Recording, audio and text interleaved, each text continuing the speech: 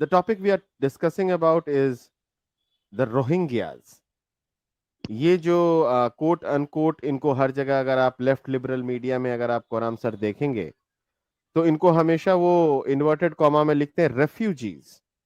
तो अब कोराम सर मैं आपसे जानना चाहता हूं कि रेफ्यूजी और इलीगल जो घुसता है बॉर्डर पार करके दोनों में फर्क क्या होता है?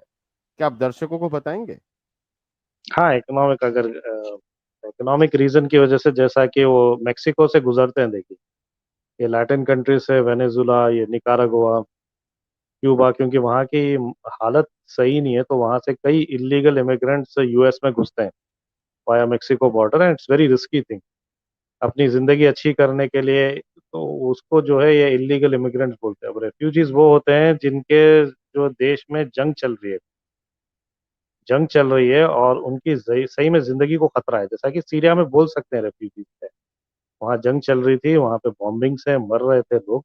अब वो यूरोप भाग के गए, सऊदी अरब ने गए, that is another debatable topic definitely. पर आप अगर कोई सीरिया से निकल रहा है तो उसको आप रेफ्यूजी ही बोलिए,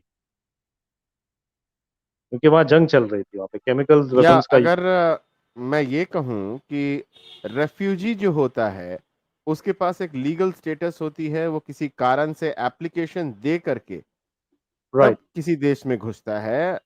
और इलीगल जो होता है वो विदाउट किसी एप्लीकेशन परमिशन के, जैसा कि नाम सजेस्ट करता है, इलीगल तरीके से बॉर्डर पार करके देश में घुस जाता है।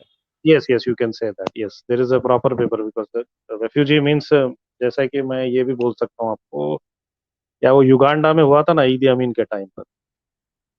तो ईदी अमीन के टाइम पर युगांडा में कई जो इंडिया के, खास तौर से जो गुजरात के बिजनेसमैन थे, वो पूरे इंडियंस को हटा दिया था उसने, सबको मार मार के भगाया था। तो उस टाइम पे हुआ ये था कि ला महला पहले तो रेफ्यूजी की तरह तो घुसना पड़ा उनको कनाडा में, यूके वगैरह में।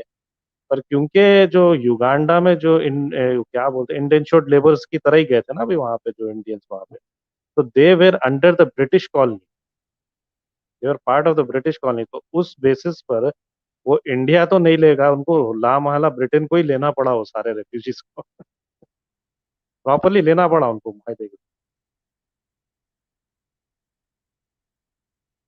तो एब्सोल्युटली।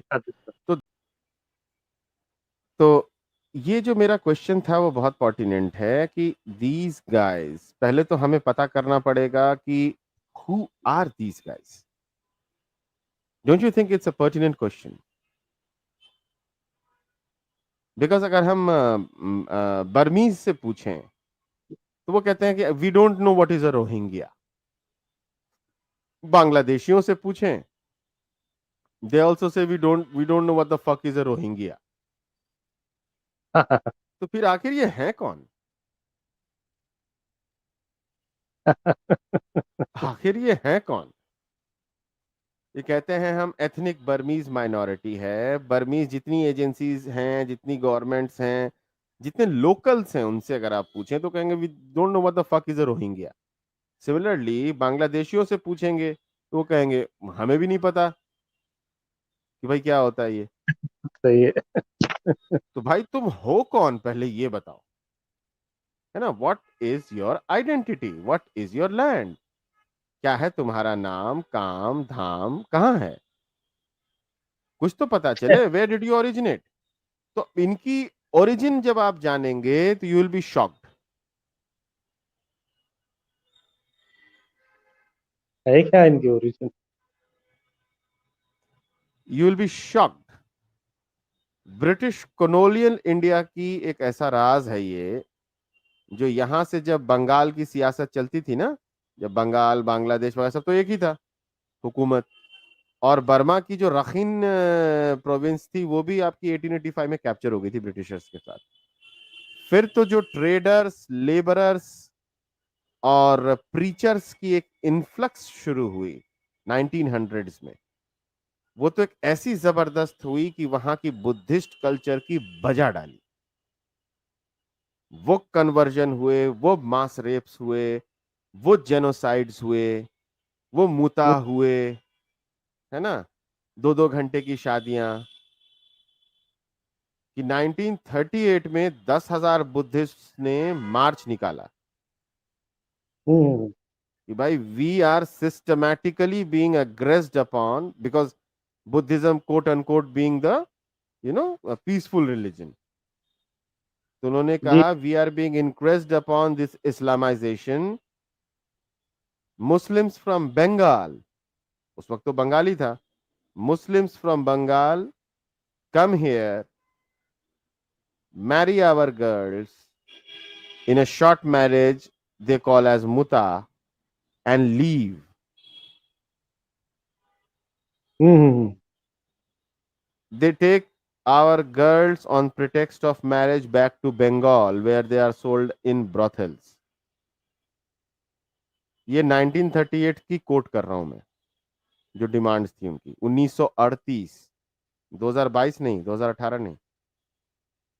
और उसके बाद 1942 में मैसिव राइट्स शुरू हुए, बाप। क्योंकि सहने की भी तो एक सीमा होती है ना सर। 41 में इस्लामिक इंटेलेक्चुअल्स ने लॉर्ड बुद्धा और बुद्धिज्म, जो हिनायन बुद्धिज्म वहां फॉलो करते हैं, उसके मजाक में एक 16 पेज की पैम्फलेट निकाली थी, डेरोगेटरी। और इस पब्लिकेशन को वहां हर मदरसे में पढ़ाया जाने लगा। कहानी पुरानी है, 17th सेंचुरी से चलेंगे। बाप। So it's like it this is started, there is a history behind. a lot of history, sir. Close to 600 years of history. But incidentally, in those 600 years, what we find is the origin of Buddhism and the inhabitation of Buddhism in all those provinces and areas is substantial and can be proved. Whereas in case of Muslim inhabitation, the sources are sketchy. But we do find sources after 1950 or in the early 1900s, indicating that British colonization provided a gateway to the Bengalis, especially the Bengali Muslims, to migrate towards these areas, ghettoize these areas, and start the usual things that they do, 2 + 2 = 4.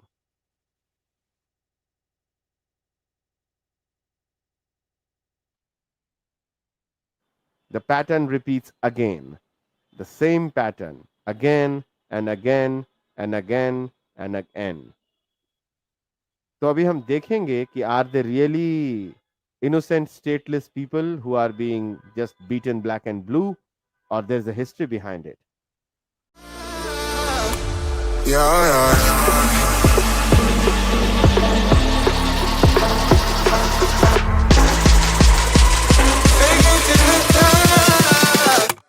Yeah.